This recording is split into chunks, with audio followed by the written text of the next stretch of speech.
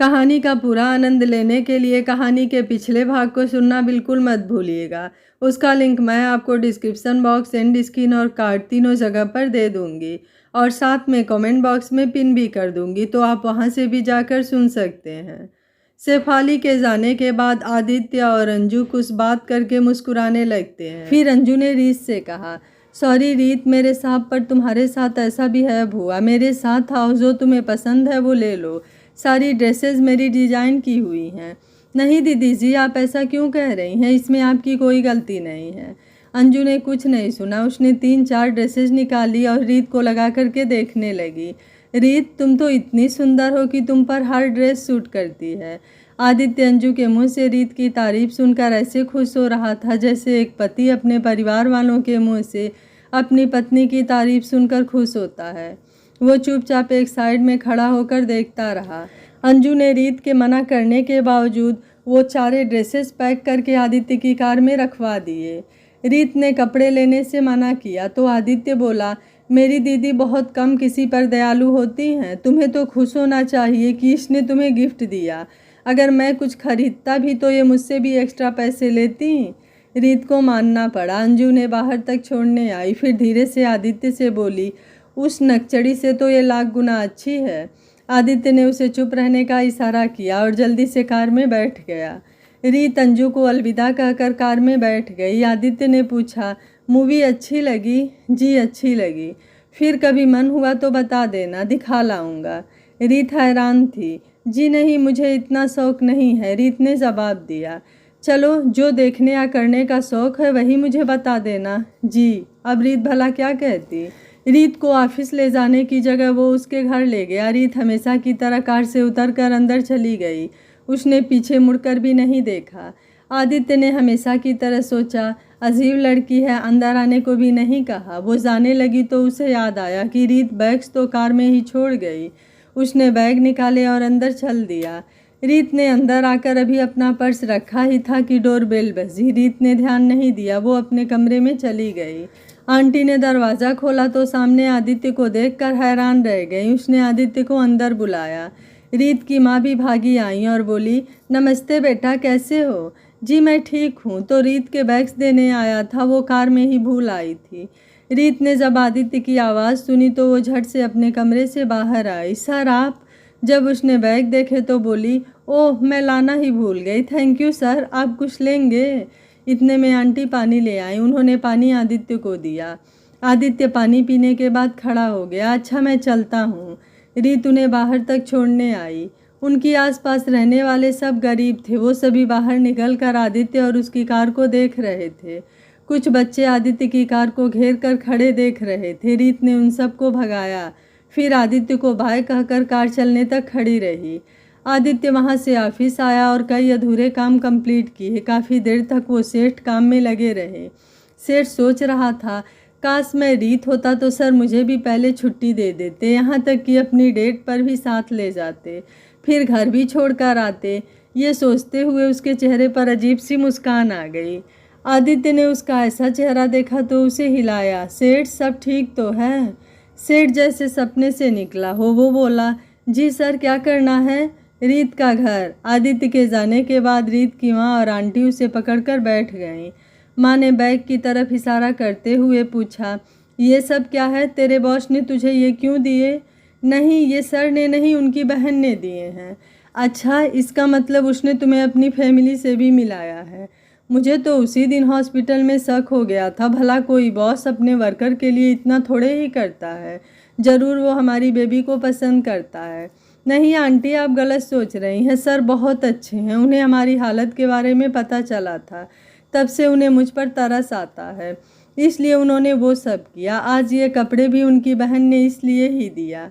मेरा और उनका कोई मेल नहीं। वैसे भी उनकी शादी तय हो गई है। क्या? माँ के मुँह से बस ये निकला।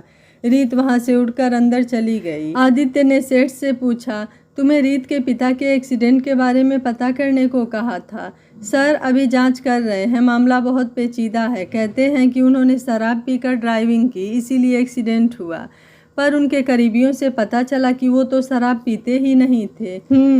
एक एक डिटेल पता करो, बड़े से बड़े डिटेक्टिव को काम पर लगाओ। जी सर, सेठ ने जैसे ही कहा आदित्य का फ़ोन बजने लगा। आदित्य ने फ़ोन उठाया। हेलो, क्या बात है यार, क्या बिना बात के फ़ोन नहीं कर सकते? चल छोड़, असल में हमें गेट टुगेदर करे काफ़ी देर हो गई है। आज इकट्ठे हो रहे हैं शाम 8 बजे गोल्डन क्लब, आ जाना, बाकी भी आ रहे हैं। आदित्य ठीक 8 बजे वहाँ पहुँच गया। रश्मि, वरुण, महेश और दीपक पहले ही आ गए थे। रश्मि ने आदित्य को देखते ही पूछा, आदि, मैंने सुना है कि तुम शेफाली के साथ शादी करोगे। शेफाली क्यों? वरुण ने पूछा। मेरी माँ ने बात की है, मैंने जवाब दे दिया था, पर उसे पता नहीं क्या हुआ, कहती है कि यहीं शादी करनी है। कल सुबह ही ऑफिस में आकर बैठ गई, कहती है डेट पर जाना है। मैं जानबूझकर रीत को अपने साथ ले गया, पर उस पर कोई फ़र्क ही नहीं पड़ा। मैं चाहता हूँ कि वो खुद ही जवाब दे दे। यार, मैंने तो उसे कल मयंक के साथ देखा था, देखने में तो ये लग रहा था कि मयंक उसका खास हो। दोनों एक दूसरे से चिपके पड़े थे। वरुण बोला, ये तो अच्छा है, मुझे कुछ करना ही पड़ेगा। वरुण, तुम मयंक को जानते हो, इससे ज़रा इस बारे में पता तो करो। अगर ये तो अच्छा है, मुझे कुछ करना ही पड़ेगा। वरुण, तुम मयंक को जानते हो, उससे ज़रा इस बारे में पता तो करो। अगर कोई सबूत हासिल हो जाए तो और बढ़िया। आदित्य ने कहा, लगता है हमारे आदि को किसी से प्यार हो गया है, तभी उसे शेफाली जैसी लड़की नापसंद है। वरुण ने दीपक को कुहनी मार कर कहा, अरे नहीं यार, मुझे कोई पसंद वसंद नहीं है। वो तो इस शेफाली ने उस दिन मेरे ईगो को हर्ट किया। पता है, मुझसे सबसे पहले पूछती है कि तुम्हारा बैंक बैलेंस कितना है, कंपनी किसके नाम है, तुम्हारे नाम कितने शेयर हैं। भला शादी से इन सब बातों का क्या कनेक्शन? बात तो ठीक है, वो शादी के लिए आई थी या बिजनेस के लिए? दीपक बोला, यही तो मैंने भी कहा। फिर मैंने ये भी कह दिया कि मुझे वो पसंद नहीं, पर उसे पता नहीं क्या हुआ, उसके पापा ने मेरी माँ को फ़ोन कर दिया कि मैं उसे पसंद हूँ। दादी कहती हैं 1-2 बार मिलकर देख लो, बाद में जवाब दे देना। मैंने सोच रखा है, आज चाहे कल देना तो जवाब ही है। आदित्य बोला, उसकी बातों से लगता है कि उसका कुछ और ही इरादा है। वरुण, आदि ठीक कह रहा है, तुम उसका पास्ट निकाल लाओ, अब फ्यूचर हम बनाएंगे। धोखा, वो भी हमारे दोस्त के साथ? महेश बोला। रश्मि बोली, इसमें तो मैं भी तुम्हारी हेल्प कर सकती हूँ। शेफाली की बेस्ट फ्रेंड मेरी भी फ्रेंड है, उससे कुछ निकलवाऊंगी। गुड, चलो इस मिशन को नाम देते हैं मिशन आदि। ओके? वरुण के कहने पर सबने एक एक हाथ बढ़ाकर एक दूसरे के ऊपर रख कर उछाले। सच याद आया वरुण, तूने वो हमारी नर्स सपना से क्या कहा? वो रोज़ पूछती रहती है कि डॉक्टर आपके फ्रेंड वरुण कब आएंगे। मैं उसे रोज़ रोज़ क्या जवाब देता, सो हार कर कह दिया मर गया वरुण। दीपक बोला, अरे मुझे पहले बता देते यार, सुंदर थी वो भी, अब कहीं और लाइन मारनी पड़ेगी। वरुण ने मुँह बनाते हुए कहा। सब उनकी बात सुनकर हंस दिए। उसके बाद वो सब देर तक मस्ती मारते रहे। कुछ दिन बाद आदित्य की दादी के जन्मदिन की पार्टी थी। बड़े बड़े लोगों को बुलाया था आदित्य ने। सेठ, रीत और शिखा को पार्टी में अरेंजमेंट देखने की ड्यूटी दे रखी थी। पार्टी बहुत ही शानदार थी। शेफाली भी आई थी। वरुण ने उसे देखकर ग्रुप में मैसेज किया, तैयार रहना आज मिशन आदि के लिए। रश्मि, दीपक, महेश और आदित्य ने ओके में जवाब दिया। रीत ने अंजू के दिए गाउन्स में से एक पहना था, स्काई ब्लू कलर का था। रीत पर बहुत जच रहा था। आमतौर पर सिंपल कपड़े पहनने वाली रीत ने जब ऐसे कपड़े पहने तो वो और भी सुंदर लग रही थी। सब उसे ही देख रहे थे। दादी और आदित्य की माँ ने जब उसे देखा तो देखती ही रह गईं। दादी ने सेठ को बुलाकर पूछा, बिक्की, वो लड़की कौन है? जी, वो आदित्य सर की पर्सनल सेक्रेटरी है। रीत, वही सिंह बिल्डर्स की बेटी, सेठ ने बताया। शिवानी, देख कितनी सुंदर, सभ्य और शालीन है। जी माँ जी, अगर कंपनी का मसला न होता तो सच कहती हूँ मैं आदि के लिए यही लड़की चुनती। आदित्य की माँ शिवानी ने कहा। आदित्य की नज़रें भी उसी पर टिकी थी। दीपक ने वरुण और महेश को इशारा किया। सब आदित्य को देखने लगे। फिर जहाँ उसकी नज़र जा रही थी उधर देखा।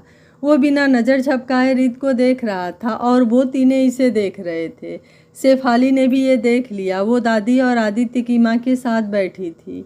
उसने आते ही दादी और माँ के चरण छुए और सबका आदर करके खुद को अच्छी बनकर दिखा रही थी। आज तो उसने अंजू के भी पैर छुए। अंजू हैरान हो गई। उसने मन में सोचा, जितने भी ड्रामे कर लो, मुझे तो तुम पसंद नहीं आने वाली। पार्टी शुरू हो गई थी। पूरी रौनक थी। रीत घूम कर देख रही थी कि कहीं कोई कमी तो नहीं। अचानक एक रईसजादे ने उसे रोक कर कहा, मेरे साथ एक ड्रिंक लो। सॉरी सर, मैं ड्रिंक नहीं करती। एक बार करोगी तो अपने आप करने लगोगी, कम ऑन, उसने रीत का बाँह पकड़ कर कहा। शेफाली के चेहरे पर सातिर मुस्कान थी। रीत ने खुद को छुड़ाते हुए कहा, सर प्लीज़ मुझे छोड़ दीजिए, मैं किसी और को भेज देती हूँ आपके साथ ड्रिंक करने को। नहीं, अब तो तुम्हें ही पीना होगा। तुम हो क्या? तुम्हारे बाप के स्कैंडल को कौन नहीं जानता, और अब तुम भी तो अमीर लड़कों के पीछे पड़ी हो, पहले महेश के और अब आदित्य के। कितना देते हैं तुम्हें वो एक रात का? मैं तुम्हें उससे 10 गुना ज़्यादा दूंगा, चलो मेरे साथ। उसने रीत को अपनी ओर खींचा। इससे पहले कि रीत उसके पास गिरती, किसी ने उसका दूसरा हाथ पकड़कर अपनी ओर खींच लिया और उस रईसजादे के मुंह पर जोरदार थप्पड़ जड़ दिया। सब उस तरफ देखने लगे। रीत ने मुंह उठाकर ऊपर देखा, ये आदित्य था। आदित्य ने सिक्योरिटी गार्ड से कहा, इस गंध को यहाँ से निकालो। आदि, तुम ऐसा कैसे कर सकते हो? इस घटिया लड़की के चक्कर में तुम अपने कजिन को घर से निकाल रहे हो। मैं अभी दादी को बुलाता हूँ। रिक्की, तुम क्या बुलाओगे, मैं खुद ही आ गई, कहते ही दादी ने उसको थप्पड़ मारा। फिर रिक्की के पिता से बोली, शिवम, तुमने इसे सिखाया नहीं कि लड़कियों की इज्जत कैसे करते हैं? इसे यहाँ से भेज दो या फिर गार्ड्स निकाल देंगे। दादी, आप हमेशा से आदि का साथ लेती हैं। आप, रिक्की चिल्ला रहा था कि उसके पापा उसे घसीटते हुए बाहर ले गए। रीत को अब भी आदित्य ने अपनी बाहों में पकड़ रखा था। दादी ने उनकी तरफ देखा और रीत से पूछा, ठीक हो बेटा? रीत की आंखों में आंसू थे। बोली, मैडम जी मैं ठीक हूँ, मेरी किस्मत जाने मुझे और क्या क्या दिखाएगी। मैडम जी, मैं वैसी लड़की नहीं हूँ। मेरा न तो महेश सर से न ही आदित्य सर से ऐसा कोई रिश्ता है जैसा वो बोल रहे थे। इन्होंने तो मुझ पर तरस खाकर मुझे काम दिया। मैं इनका एहसान कभी नहीं भूल सकती। रीत खुद को आदित्य से छुड़ाकर दूर खड़ी होकर बोली। तभी वहाँ से फाली आ गई और तालियां बजाती हुई बोली, वाह, कमाल की एक्टिंग कर लेती हो। हमेशा सबके सामने बेचारी बनकर सबको इमोशनल ब्लैकमेल करती हो। दादी जी, पता है जब हम डेट पर गए थे तो ये मैडम हमारे साथ गई थी। कोई इससे पूछिए कि जब एक कपल डेट पर जा रहा है तो तीसरे को कबाब में हड्डी कहते हैं, पर यह आदित्य के पीछे ऐसी पड़ी कि ये हर जगह हमारे साथ गई। क्या? वहाँ आए सब लोग अजीब नज़रों से रीत को देखने लगे। आदित्य दादी के कारण चुप था, पर जब उसने रीत को रोते हुए देखा तो उससे रहा नहीं गया। वो बोला, मिस शेफाली, ये हमारे साथ गई थी क्योंकि इन्हें मैं अपने साथ ले गया था और खुद आपने कहा था इसे साथ चलने को। ये मेरी सेक्रेटरी है, ये मेरे साथ कहीं भी जा सकती है। आपको किसी के चरित्र पर उंगली उठाने का कोई हक नहीं है। शेफाली यही चाहती थी, उसने दादी और अपने पापा को देखते हुए कहा। देखा दादी, देखा पापा, ये कैसे इसकी सपोर्ट ले रहा है। मुझे इस जैसे से शादी करनी ही नहीं है, ये इस जैसी घटिया लड़की के ही लायक है। Secretary my foot. चलिए पापा, बहुत हो गया। तभी वरुण, दीपक, महेश और रश्मि उनके आगे आए। वरुण बोला, इतनी भी क्या जल्दी है मिस शेफाली, अभी तो पार्टी शुरू हुई है। कहकर उन्होंने एलईडी स्क्रीन की तरफ इशारा किया। उस वक्त गाना चल रहा था कि अभी तो पार्टी शुरू हुई है। तभी स्क्रीन पर शेफाली खड़ी दिखाई दी। वो किसी लड़के से बात कर रही थी। मयंक, तुम बस 2 दिन वेट करो, सबके सामने उसकी बेइज्जती करके रिश्ते तोड़ कर आऊँगी। वो कौन होता है मुझे जवाब देने वाला? मैं दूंगी जवाब, वो भी सबके सामने। जो करना है जल्दी करो, मुझे अच्छा नहीं लगता जब लोग तुम्हारा नाम उसके साथ लेते हैं। तुम सिर्फ मेरी हो, मयंक बोला। सबकी नज़रें स्क्रीन पर थी। सब हैरान होकर शेफाली को देख रहे थे। दादी बोली, ये सब क्या है? तुम खुद को क्या समझती हो? तुम हमारे आदित्य की बात कर रही थी। अब मैं कहती हूँ कि तुम इस मयंक के ही लायक हो। उस जैसे निठल्ले से कोई शादी नहीं करता। चलो, उसे तुम तो मिल गई। दादी की बात सुनकर शेफाली को गुस्सा आ गया। वो अपना सारा दिखावा भूल गई और बोली, ए बुढ़िया, अपनी ज़बान बंद रखिए। मैं वो नहीं जो किसी से डर जाऊं। आप अपनी हद में रहिए। इससे पहले कि शेफाली और बोलती, उसके पापा ने उसे जोरदार थप्पड़ मारा और उसे खींचते हुए वहाँ से ले जाने लगे। शेफाली फिर भी बोली, आदित्य, तुमने मेरे साथ ये किया है ना, अब मेरा भी बदला देखना। मैं भी तुम्हें बदनाम कर दूंगी। कोई भी लड़की तुमसे शादी नहीं करेगी। वो बोली जा रही थी और उसके पापा उसे घसीट कर बाहर ले जा रहे थे। आदित्य रीत की तरफ देख रहा था और दादी आदित्य की तरफ। दादी को शेफाली की बात पर बहुत गुस्सा आया। वो बोली, शेफाली, मेरे आदि को लड़कियों की कमी नहीं है, तू रुक यहीं पर। उन्होंने लोगों को इकट्ठे होने को कहा। लेडीज़ एंड जेंटलमैन, मैं आज यहाँ अपने आदि की शादी मिस रीत से तय करती हूँ। रीत बनेगी मेरे आदि की पत्नी। शेफाली जैसी लड़कियों से कहीं सुंदर और सुशील है रीत। शेफाली पैर पटकती हुई वहाँ से निकल गई। सारा हाल तालियों से गूंज उठा। रीत रोए जा रही थी। आदित्य खुश था। उसने रीत की तरफ देखा। रीत दादी की तरफ जा रही थी। वो भी चल दिया। रीत बोली, मैडम प्लीज़, ऐसा कुछ भी नहीं है हमारे बीच। आप गुस्से में सर की लाइफ ख़राब न करें। सर इतने अच्छे हैं, इतने हैंडसम हैं, इन्हें बहुत अच्छी लड़की मिल जाएगी। आप मुझ जैसी मनहूस को सर के गले क्यों मर रही हैं? ऐसा कुछ मत कीजिए कि कल को पछताना पड़े। रीत दादी के आगे हाथ जोड़ बोल रही थी। दादी बोली, देखो, जो मैंने कह दिया सो कह दिया। मुझे पता है मेरे आदि के लिए क्या ठीक है। और हाँ, ये मैडम क्या होता है? तुम मुझे दादी कहो।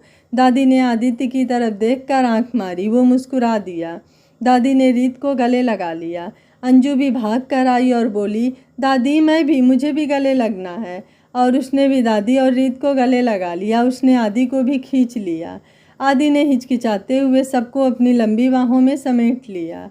आदित्य की माँ भी वहाँ आ गई। मम्मी जी, आपने मुझे तो शामिल ही नहीं किया। अब पोते की बहू मिल गई तो अपनी बहू को भूल गई। बधाई हो, उसने रीत को गले लगाकर चूमते हुए कहा। आदित्य के दोस्तों ने गाना रिपीट पर लगा दिया। अभी तो पार्टी शुरू हुई है। सब आदि के लिए बहुत खुश थे। वरुण बोला, यार कमाल ही हो गया। हमने तो मिशन आदि चलाया था आदि को शेफाली से बचाने के लिए, और साले की किस्मत तो देखो, उसे रीत मिल गई। इसे खुद नहीं पता कि वो रीत को प्यार करता है, और वो उसे मिल भी गई। एक हम हैं जो प्यार करते हैं, पता भी होता है, फिर भी कोई नहीं मिलती। सभी हंस पड़े और दादी के पास चले गए। दादी हैप्पी बर्थडे, सबने दादी को गले लगा कर कहा। थैंक यू बेटा जी, तुम सबको भी बधाई हो। अब तुम्हारा दोस्त तुम्हारा नहीं रहा, रीत का हो गया। वो देखो। सबने देखा, आदित्य माँ और रीत के साथ बैठा था और उसकी नज़र रीत पर टिकी थी। सेठ और शिखा उन्हें बधाई दे रहे थे। सब बहुत खुश थे। दीपक बोला, दादी मुझे तो लगा था कि आप मेरी बात नहीं मानोगी, पर क्या बात है दादी, आपने तो दिल खुश कर दिया। तुम्हारी बात? महेश ने पूछा। कौन सी बात? रश्मि ने पूछा।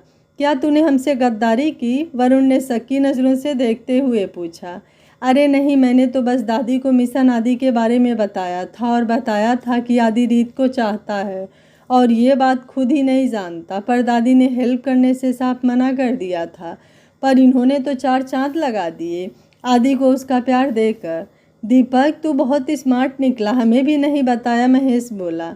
दादी बोली, चलो छोड़ो, इधर आओ। दादी ने उनके कान में धीरे से कुछ कहा और सबने कहा ओके। उन्होंने आदित्य को अपने पास बुला लिया। महेश ने अनाउंसमेंट की, लेडीज़ एंड जेंटलमैन, अब यहाँ पे डांस करेंगे, चलिए सब अपने पार्टनर्स को लेकर आएँ। वरुण रीत को ले आया। आदित्य ने उसे घूरा, पर उसने इग्नोर कर दिया और रीत के साथ डांस करने लगा। रीत काफ़ी अच्छा डांस कर लेती है। जैसे ही गाना बदला, वरुण उन तीनों के पास आया और रीत का हाथ आदित्य की तरफ बढ़ाया। जैसे ही आदित्य पकड़ने लगा, उसने रीत का हाथ महेश को पकड़ा दिया। आदित्य हाथ मलता रह गया। रश्मि बोली, चलो आदि, हम डांस करते हैं। आदित्य रश्मि के साथ डांस करने लगा, पर उसकी नज़र रीत पर टिकी थी। रश्मि ने पूछा, आदि तुम रीत से प्यार करते हो? नहीं, मैं उससे प्यार नहीं करता। फिर शादी के लिए मान क्यों गए? दादी को मना कर देते। नहीं, मैं दादी का दिल कैसे तोड़ता, कभी तो करनी ही थी शादी, तो चलो इससे ही सही। तभी गाना बदल गया। आदित्य ने रश्मि को महेश की तरफ धकेल कर रीत को पकड़ लिया। रीत गिरते गिरते बची। आदित्य ने उसे बाहों में पकड़ लिया। फिर दोनों डांस करने लगे। आदित्य रीत के साथ डांस करते हुए उसी की तरफ देख रहा था। उसे वो खुश नहीं लग रही थी। उसने रीत से पूछा, क्या बात है? रीत बोली, सर सॉरी, मेरी वजह से दादी जी का बर्थडे पार्टी ख़राब हो गई। मैंने कुछ नहीं किया था। वो मुझे ड्रिंक करने के लिए कह रहा था, मैं ड्रिंक नहीं करती, सो मैंने मना कर दिया। मुझे नहीं पता था कि वो आपका कज़िन है। मुझे यहाँ आना ही नहीं चाहिए था। अगर तुम्हें पता होता कि वो मेरा कज़िन है तो क्या तुम उसकी बात मान लेती? आदित्य ने पूछा। रीत कुछ नहीं बोली। आदित्य को लगा कि कुछ न बोलने का मतलब हाँ ही है। उसे गुस्सा आ गया। उसने नाचते नाचते रीत को अपनी ओर खींचकर उसके कान में कहा, आगे से तुम्हें मेरे सिवा किसी की बात सुनने की ज़रूरत नहीं है। मैं हमेशा तुम्हारे साथ हूँ, किसी से डरने की भी ज़रूरत नहीं है, फिर चाहे वो मेरे चाचा का बेटा हो या खुद चाचा। बस मेरा साथ मत छोड़ना। रीत का सारा शरीर कांप गया। ये क्या था? सर ऐसा क्यों बोल रहे हैं? उसका डर कर कांपना आदित्य ने महसूस किया। उसे लगा कि रीत उसकी बातों से डर गई, तो वो बोला, तुम ऐसी क्यों हो? मैंने तो बस यही कहा कि खराब लड़कों से दूर रहो। तुम मुझसे इतना डरती क्यों हो? रीत कुछ नहीं बोली, इधर उधर देखने लगी। आदित्य फिर से बोलने लगा, देखो, हमारे घर में दादी जी की बात को कोई नहीं टालता, तो मैं कैसे टाल सकता हूँ? मुझे उनकी बात माननी ही पड़ेगी। और तुम भी ध्यान रखना, वो जितनी खुशदिल हैं उतनी ही गुस्से वाली हैं। लेकिन शादी, रीत बोलने ही वाली थी कि गाना बंद हो गया। वो चुप हो गई। दादी ने उन दोनों को अपनी तरफ बुलाया। दादी के साथ माँ और अंजू भी बैठी थी। वो दोनों भी वहाँ जाकर बैठ गए। दादी ने रीत से कहा, बेटा, मैंने तुमसे पूछे बिना ही शादी की बात कह दी। तुम्हें बुरा तो नहीं लगा? असल में हमें तुम अच्छी लगी, इसलिए हमने ये फैसला किया। रीत आदित्य की बात से डर गई थी, सो चुप बैठी रही। आदित्य ने दादी को इशारा किया तो दादी आगे बोली, देखो बेटा, मैंने बहुत सोच समझ कर ये फैसला किया है। तुम अपनी बात करो, मुझे तुम्हारी राय चाहिए। और हाँ, मुझे सब लोग दादी कहते हैं, ऐसे में तुम भी दादी कहो। दादी जी, मेरी इतनी औकात कहाँ कि आपकी बात न मानो। मेरी किस्मत ने मुझे बहुत सरप्राइज़ दिए हैं, तो एक और सही। ऐतराज़ का है तो सर से पूछिए, बाकी जैसे आप सबकी मर्जी। रीत ने कहा, चलो ठीक है, हम जल्द ही तुम्हारे घर आएंगे, दादी ने कहा। फिर सब बैठकर खाना खाने लगे। उसके सभी फ्रेंड्स भी उनके साथ आकर बैठ गए और सबने उन्हें बधाई दी। जब सब वापस जा रहे थे तो वरुण बोला, आदि की खुशी छुपाए नहीं छुप रही थी। यार, दिल खुश हो गया। आदि का पहला प्यार और उसी से शादी। वाह, क्या किस्मत है। एक हम हैं।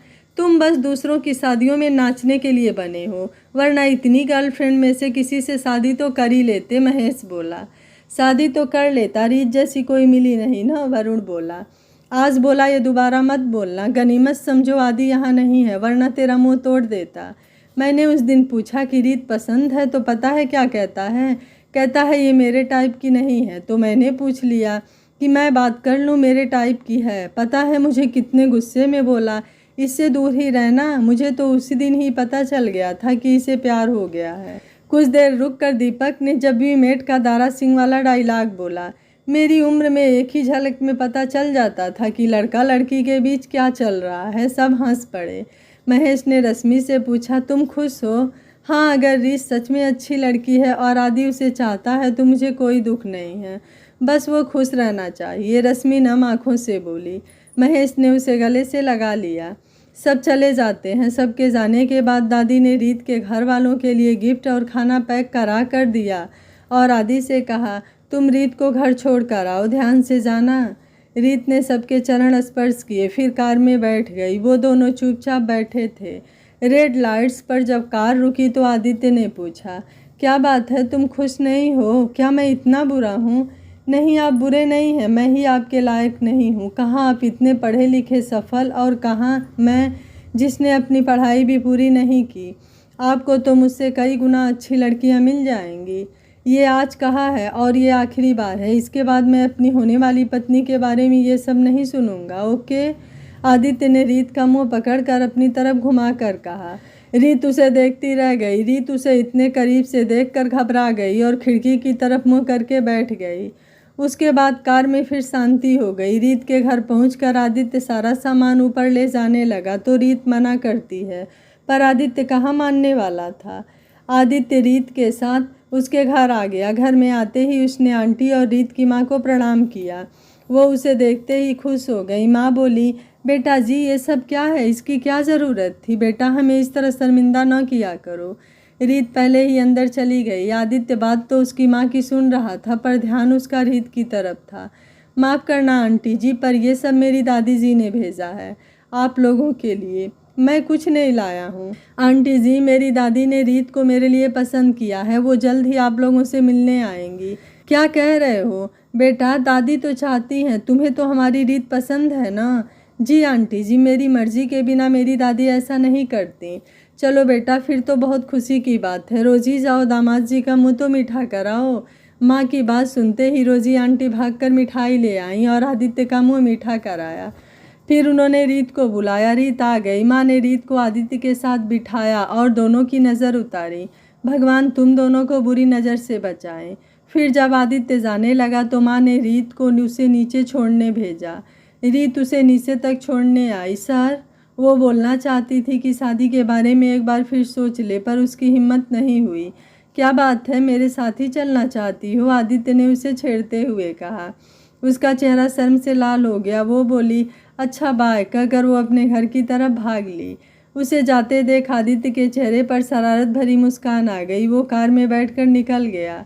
अगले दिन सुबह रीत तैयार हो रही थी, पर उसे अजीब सा डर लग रहा था। आदित्य के रात के रवैये से वो डर गई थी, पर ऑफिस तो जाना ही था। माँ ने उसे टिफ़िन तैयार करके दिया।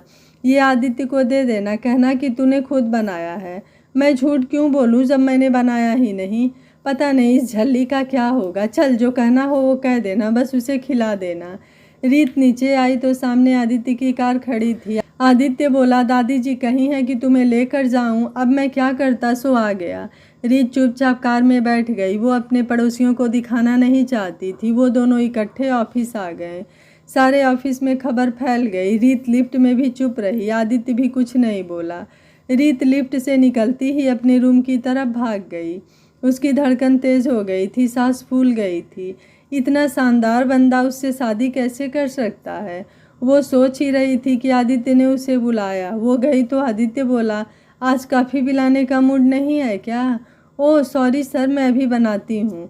वो जाने लगी तो पास पड़ी कुर्सी से टकरा गई। आदित्य भागकर उसके पास गया और उसे कुर्सी पर बिठाया। रीत, क्या है ये सब? तुम इस तरह काम करोगी तो मेरा क्या होगा? मतलब मैंने और भी काम करने हैं, तुम्हें ही बचाता रहूँगा तो बाकी काम कब करूँगा? रीत बोली, सॉरी सर, मैंने जानबूझकर नहीं किया। दिखाओ कहाँ चोट लगी है। नहीं नहीं, कहीं चोट नहीं लगी है, कहकर वो आदित्य से दूर हो गई। आदित्य ने उसे पकड़कर कुर्सी पर बिठाया और उसने लॉन्ग स्कर्ट पहन रखी थी। आदित्य ने बचाकर स्कर्ट थोड़ा ऊपर करके देखा, उसका घुटना छिल गया था। आदित्य बोला, ये क्या है, इसे चोट नहीं कहते क्या? आदित्य ने फर्स्ट एड बॉक्स उठाया और जख्म साफ किया, फिर उस पर दवाई लगाई। आदित्य ने रीत की तरफ देखा तो वो रो रही थी। उसने पूछा, क्या हुआ? हल्की सी चोट है, ठीक हो जाएगी, रो क्यों रही हो? रीत ने कुछ नहीं कहा, बस सिर हिला दिया।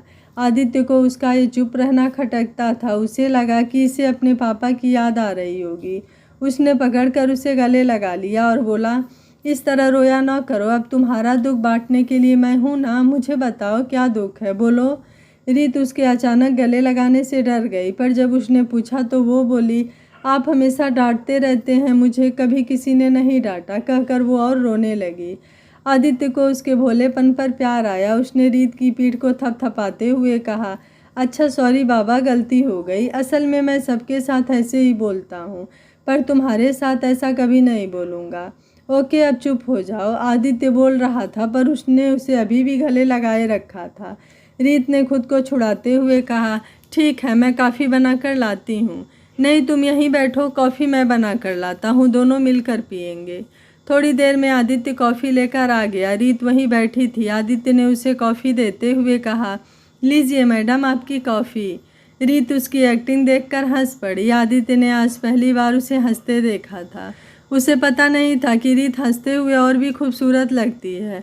दोनों ने बैठकर कॉफ़ी पी। फिर वो जाने लगी तो आदित्य ने पूछा, एक बात और पूछनी है तुमसे। जब से तुम कार में बैठी हो तुमने मुझसे बात तक नहीं की और ऑफिस में आते ही भागकर अपने कमरे में चली गई। क्यों?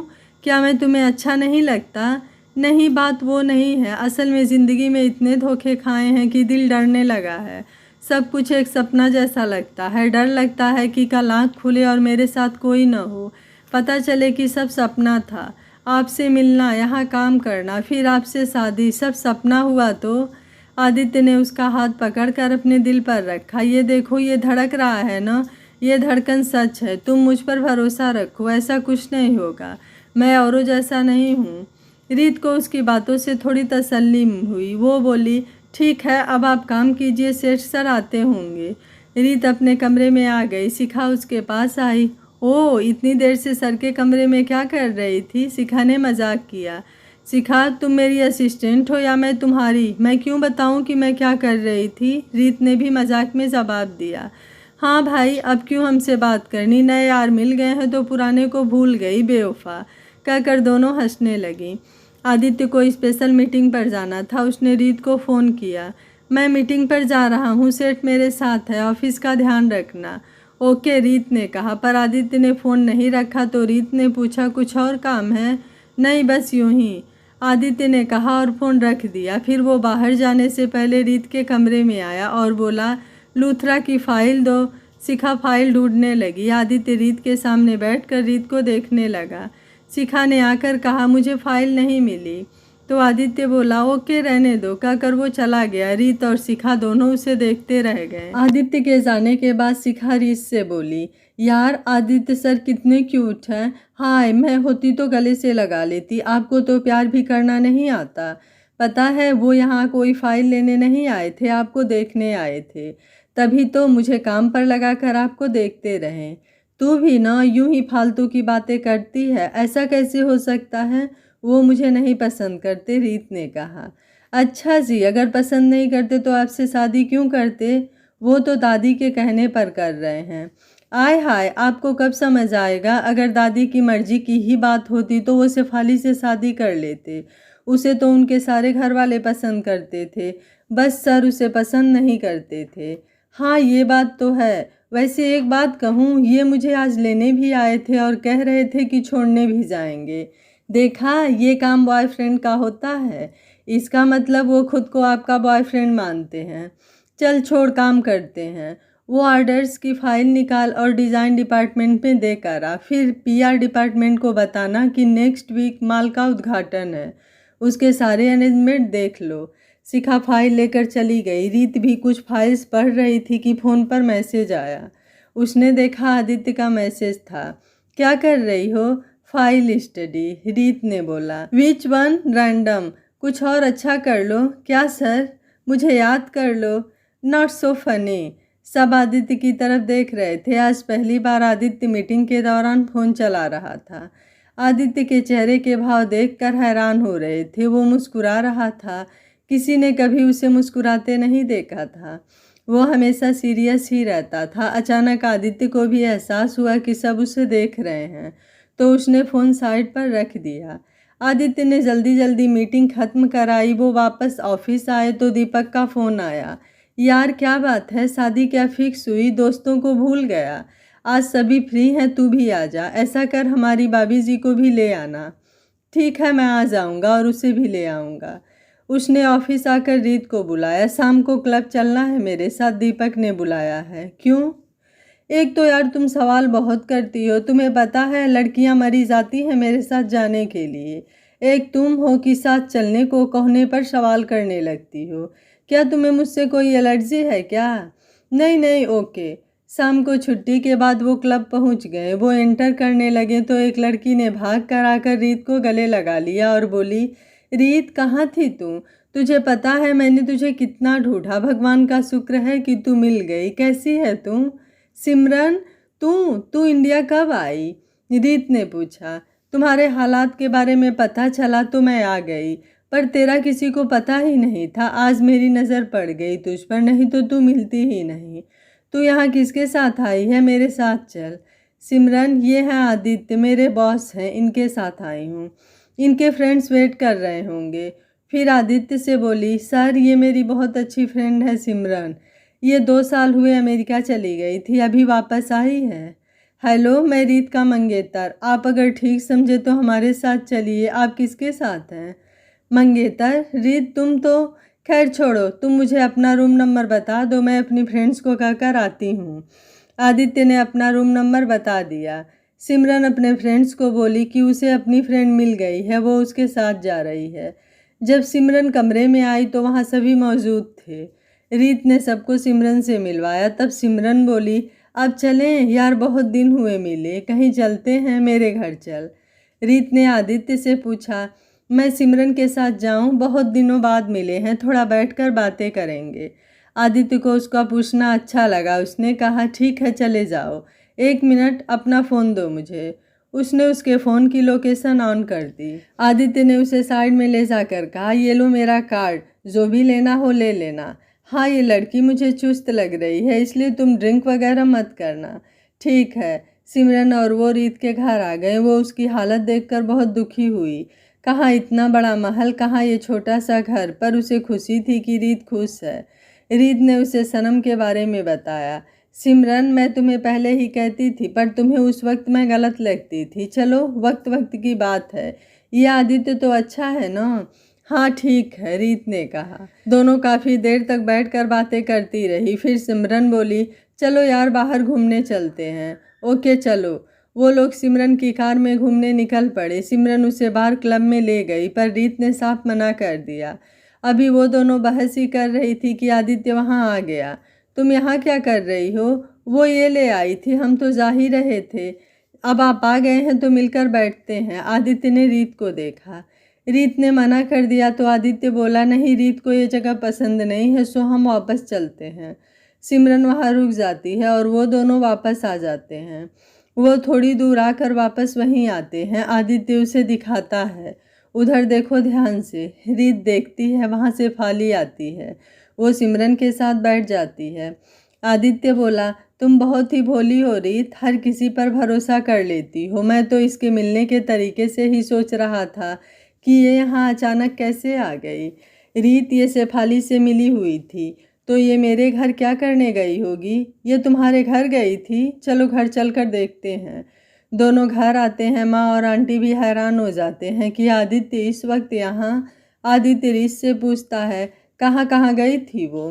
रीत उसे लिविंग रूम में सोफे के पास ले गई। आदित्य ठीक उस जगह बैठ गया। फिर उसने इधर उधर हाथ मार कर देखा। सोफे के गद्दे के नीचे एक पैकेट मिला जिसमें सफ़ेद पाउडर था। फिर रूथ उसे अपने बेडरूम में ले गई। वहाँ भी गद्दे के नीचे एक सफ़ेद पाउडर वाला पैकेट मिला। उसने सारे कमरे की अच्छी तरह जांच की। उसे 2 और पैकेट मिले।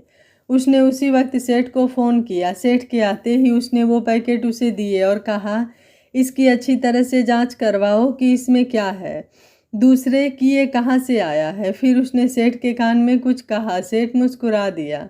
सेठ को भेजने के बाद उसने रीत की तरफ देखा। रीत बहुत घबरा गई थी। उसने उसे पकड़कर बिठाया। तुम घबराओ नहीं, मैं हूँ ना। ऐसा करता हूँ, मैं आज यहीं रुक जाता हूँ। अगर कुछ होगा तो मैं संभाल लूँगा। मगर बेटा, हमारे इतने छोटे घर में तुम कैसे रहोगे?